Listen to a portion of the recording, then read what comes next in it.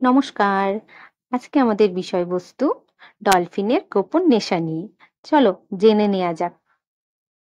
তুমি কি জানো ডলফিনও নেশা করে? কিছু সময় ডলফিনেরা ইচ্ছা করে প্যাফার ফিশের সাথে খেলা করে।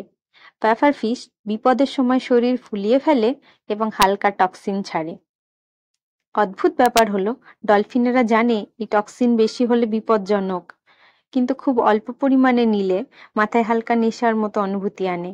তাই ডলফিনেরা মজা করার জন্য পাফার ফিশকে ধীরে ধীরে ঠেলে দেয়, খেলতে থাকে, যাতে সামান্য টক্সিন বার হয়।